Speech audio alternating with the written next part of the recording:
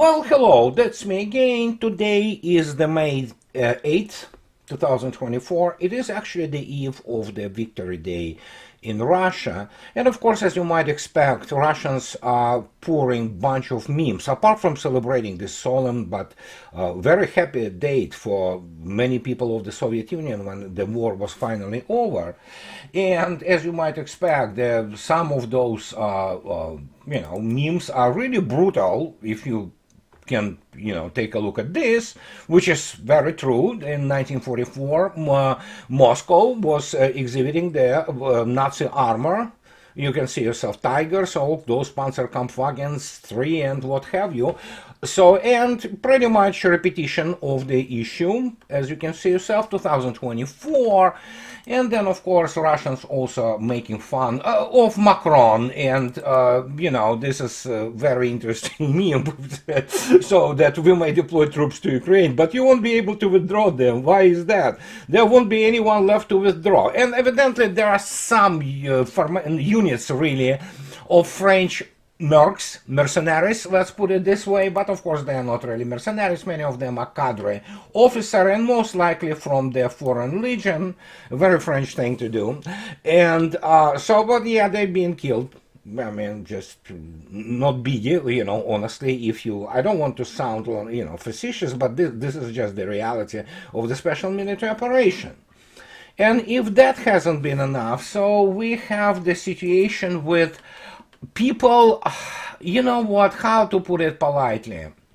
You go to this, what is called responsible statecraft, people who obviously have no clue what they're dealing with in terms of reality. And we have Archiepiscopos yesterday writing about what a Russian victory would actually look like. Okay, so they begin to, this responsible statecrafters, think what a Russian victory would actually look like. You might think that those people who pretend to be, realists and American patriots would have enough, wherewithal, moral and intellectual to start talking about realities, but no. And here what this guy, pretty famous guy by the way, why it is true that Russian victory in this war broadly contradicts US interest. A closer look at Moscow possible endgame scenarios in Ukraine reveals that total victory, even if it were possible, is not in Russia's interest and is probably no longer expected or desired by the Russian leadership. Yes, guys, these are people who write, articles of what they think about strategy. So obviously strategy in combined West is primarily based today on the, reasoning, which we encounter from the times of Aristotle and Greeks, and of course we have this in New Testament and Bible. This is normal, let's reason, then Thomas Aquinas and all that. There's nothing wrong with reasoning. That's what philosophers do. They reason, but they reason on a very huge generalizations about human life.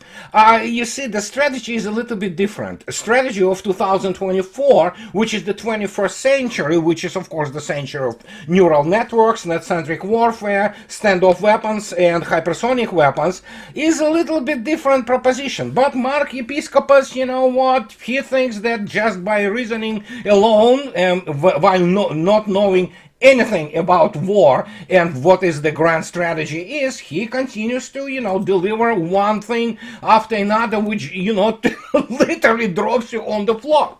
So he reasons, if Ukrainian forces are conclusively routed on the front lines, why if? It's not if, it's the issue of when, and we'll discuss it today.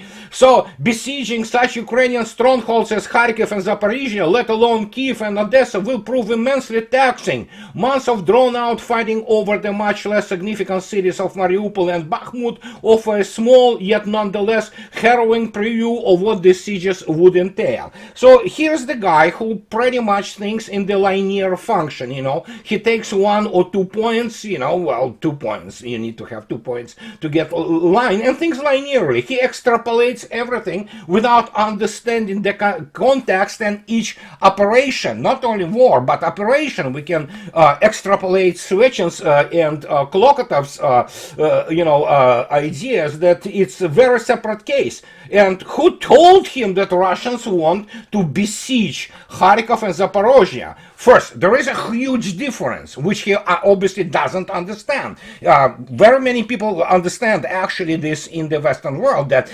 besieging and taking are two very different things. Russia can easily besiege Kharkov and Zaporozhye and lose practically nobody and don't kill anybody in terms of civilians there.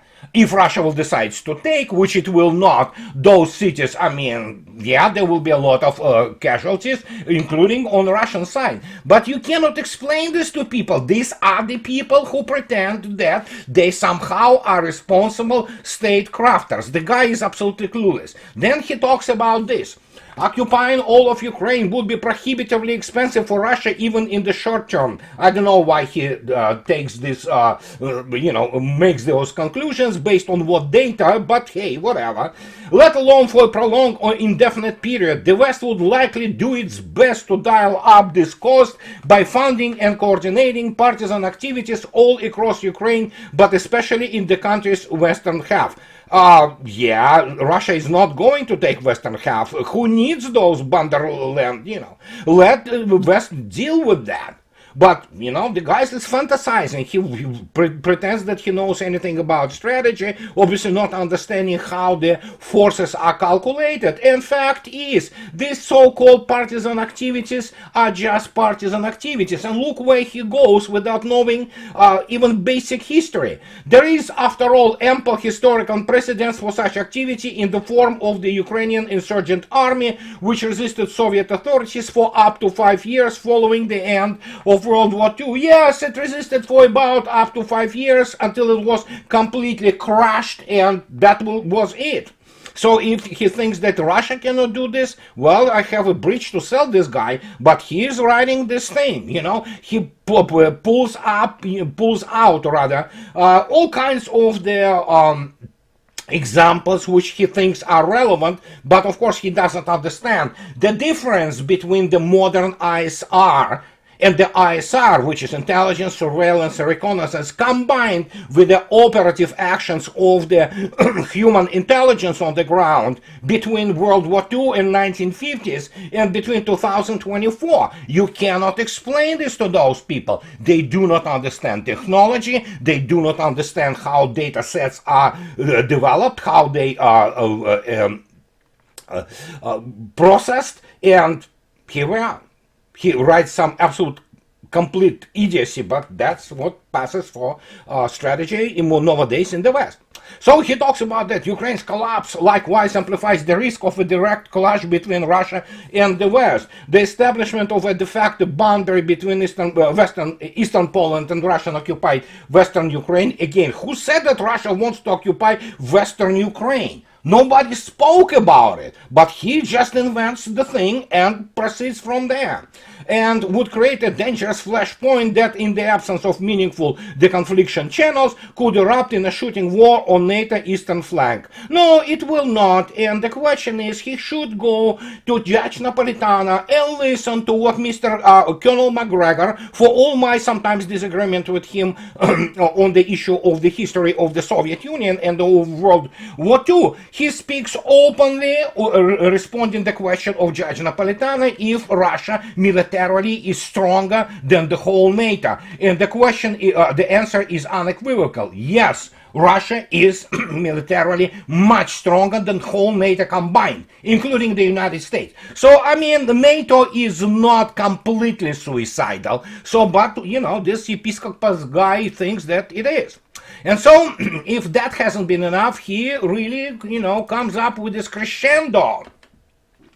So, and simply put, Russia has little to gain and much to lose by winning in Ukraine, if winning is defined as occupying the entire country.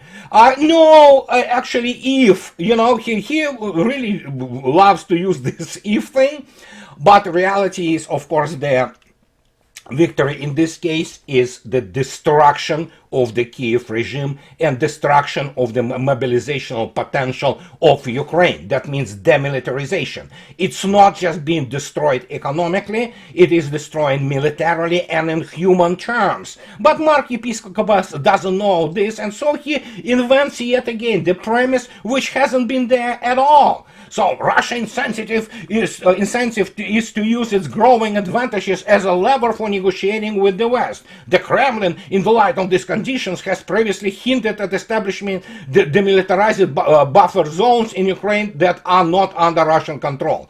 Yeah, it didn't hint. Vladimir Putin talked about Condor Sanitaria and, just removing the standoff weapons of West away from Russian borders. Simple as that. There was no hint. It was direct speech. So anyhow, here the guy makes this conclusion that regardless of what happens on the battlefield, really? So it's regardless of what happens on battlefield. I thought it was the only thing which mattered. But hey, you know what? What do I know? In coming weeks and months, Moscow has started something it cannot unilaterally finish. Really? I mean, the guy is definitely out of his depths. And I don't know what kind of substances he takes. But you know what? As I already stated, the intellectual and academic level of those elites in the United States and elsewhere in the West is just pathetic. It's just absolutely atrocious. So here he is. This gives the US tremendous inherent leverage in shaping the outlines of war termination. Really? I thought actually it basically the military defeat which already happened of Ukraine and which is the best proxy in the American history completely destroyed any ability of the United States to, just have any leveraging on this. But what do I know? So as you look at his background, Mark Episcopos is a Eurasia Research Fellow at the Quincy Institute for Responsible Statecraft. He is also an adjunct professor of history at Marymount University. Episcopos holds a PhD in history from American University and master's degree in international affairs from Boston University.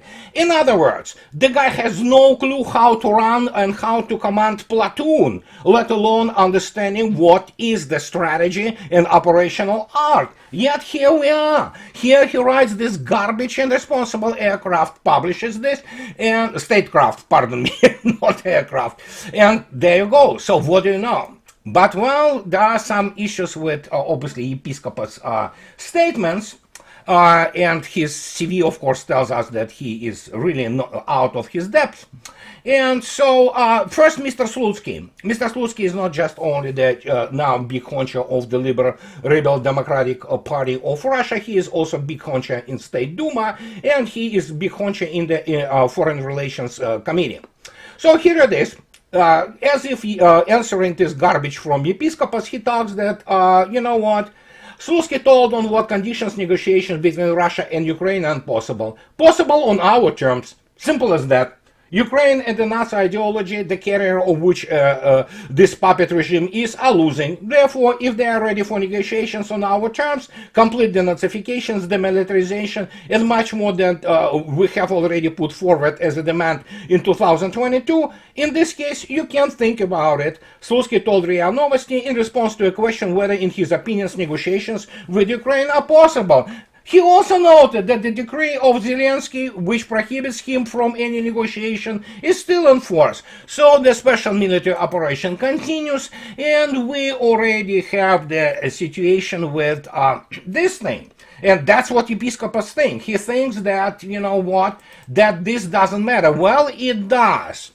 Corriere della Sera, the leading Italian newspaper, and suddenly yesterday publishes this, incredible thing. Well, it's not incredible. Everybody understands that this is coming. That in the article called How to Defend Kiev, NATO will centralize the distribution of aid in Brussels without sending troops. Well, yeah, that's the whole point.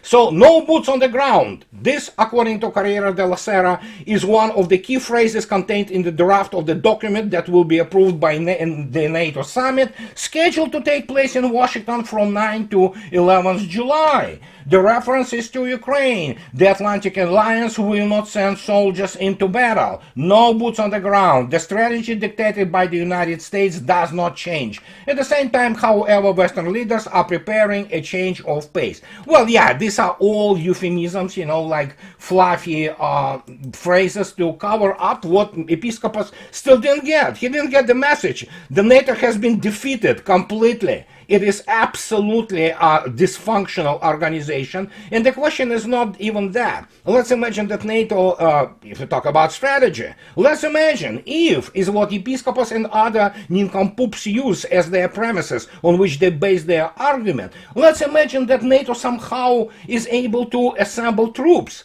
How many of those troops will they assemble?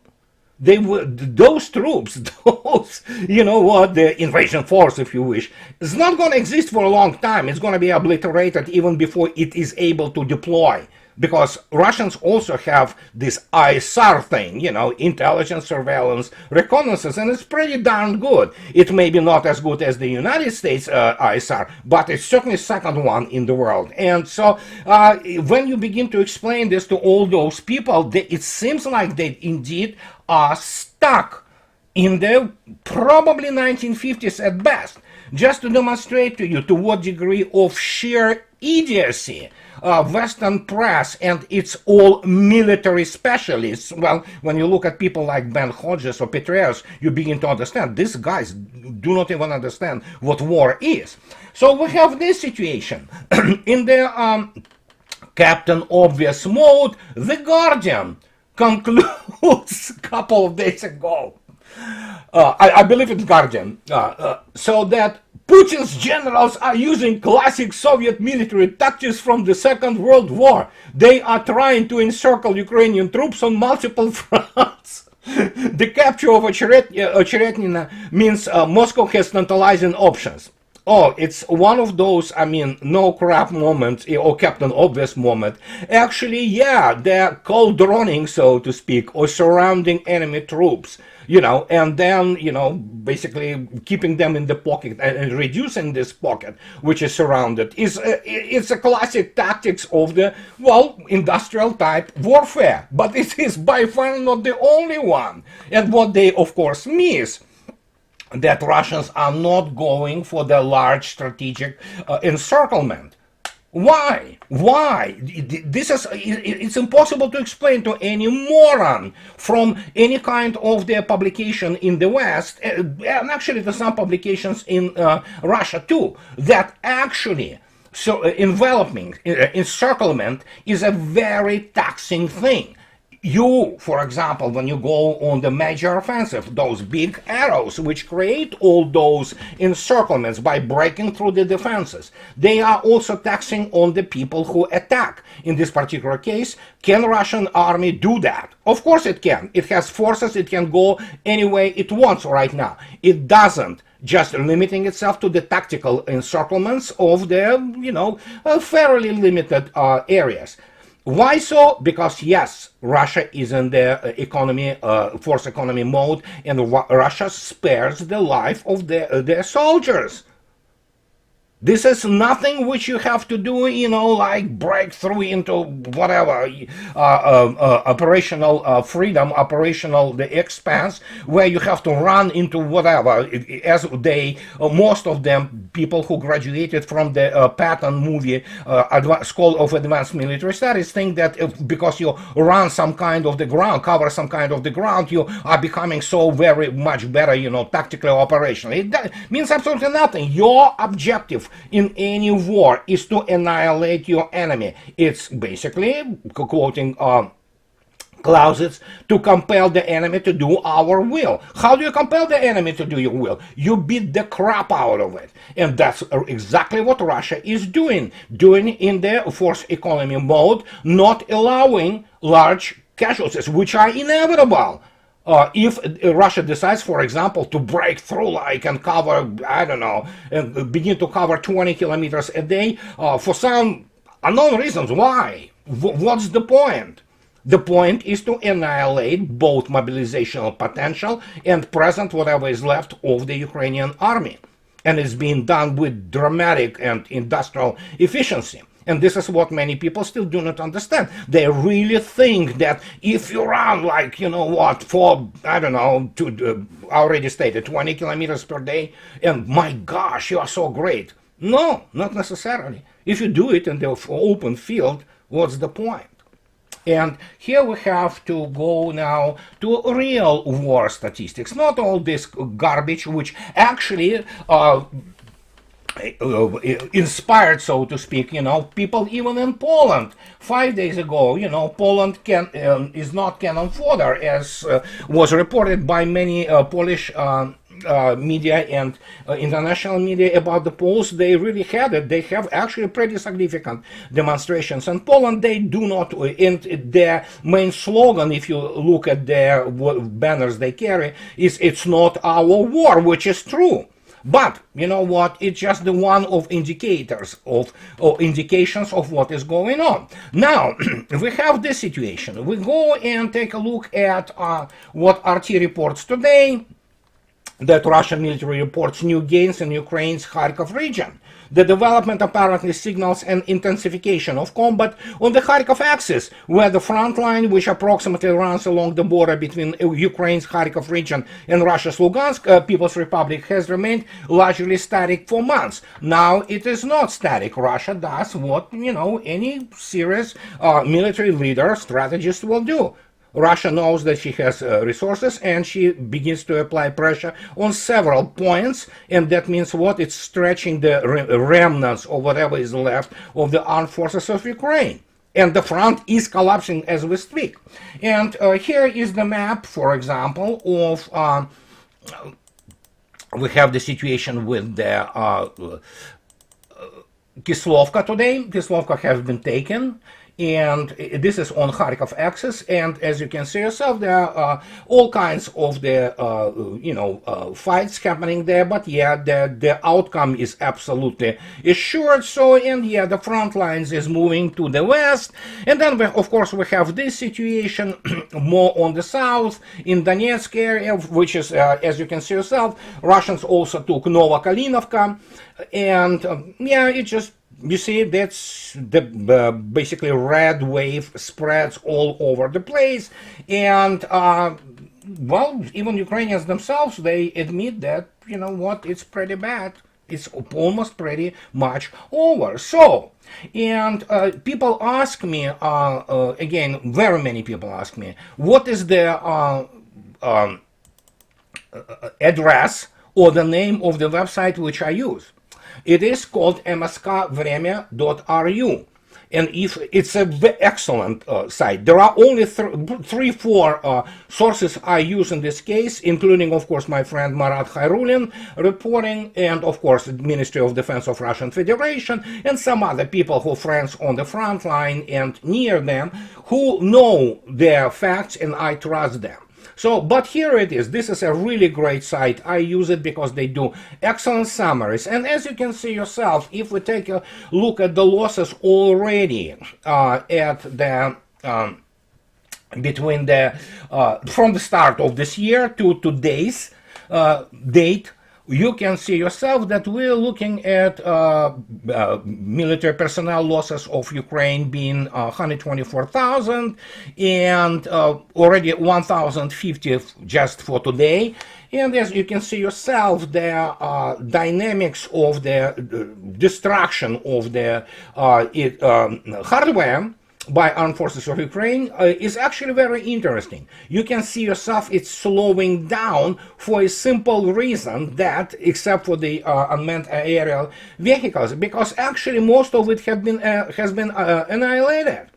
And what can I say? It's just another indication of the front collapse. And well, you know how the mobilization is happening in Ukraine. They catch people, and now basically you have all those Western European countries trying to send all those people who run away from their basically well, it's not even mobilization, it's a cannon fodder collection. So, and well, we'll take a look now at what this wonderful site tells us. As you can see yourself, finally, this appeared just recently. So look at this, what is pointed out. Losses in manpower do not include, and they list what I've been talking about for 2 years now, strikes with high precision weapons on the rear areas of the former Ukraine, counter-battery combat, and strikes on ammunition depots, airstrikes deep into the enemy defenses, Only according to the confirmed data of Ministry of Defense of Russian Federation, the losses of Ukraine already amount to more than 460,000 people. And according to the estimates of experts, including foreign ones, more than 500,000 killed alone. So now we have the situation as between 1 million and 2 million of casualties. So it is a complete destruction of whatever was this best American and West European proxy, which was, of course, armed forces of Ukraine. And it's just horrifying in human terms. But if you think so that Russians have any, compunction about it, no. You know what? Is there a degree of sadness about it? Yes, but Russians more cared today about their own, not about Ukrainians. They made their choices, and obviously there is now liberation of this village after village, town after town, hamlet after hamlet, and it is the May 9th coming, Victory Day, and this is a sacred holiday for Russians. And West doesn't even understand, they cannot comprehend it, including United Kingdom, which wants to, obviously spoil this for Russians and by killing civilians or doing something else, and for the United States. Those people, they don't know anything but Holocaust. That's the only thing they think that World War II was fought over. It was not. But the point is that they will try. But what is interesting, after the United Kingdom ambassador, and United Kingdom is pretty much it's a terrorist state now, and they inspired the terrorism across the border in Russia, and very many of those MI6 people are involved in that. So Russians, of course, keep kind of like mum on it. They just hint at that. But after United Kingdom ambassador Casey was invited to the foreign ministry in Russia, in Moscow, and whatever was told to him, suddenly there are now voices from United Kingdom saying that, Crimean Bridge is not that important because Russians are actually using the other, railroad way near Crimea. So, and yeah, sure. So I think so. There was a very stern warning. There was something told to them that which assets may just go in flames if United Kingdom continues with this actually terrorism. That's sheer terrorism. It's not even diversionary actions. But we'll see. Anyhow, this is what I wanted to tell you today, guys, and this is kind of SitRep of sorts today, if you wish. And as always, those who like what I do, please, guys, subscribe to my channel, and those who can afford, please support me on Patreon or buy me a coffee too. And I want, in the end, as always, express my profound gratitude to my wonderful patrons. Again, I know who you are. I know how you help me. I know very many of you write to me, and I only can answer, guys, to very few because, well, I'm a fairly busy man. So if I don't respond immediately or something like that, believe me, I read it, so don't get insulted or offended by this. No, I do not ignore you. I know who you are, guys. Well, and that's it for today, guys. So, and what can I say? Have the wonderful rest of the week, and I'll talk to you later. Bye-bye.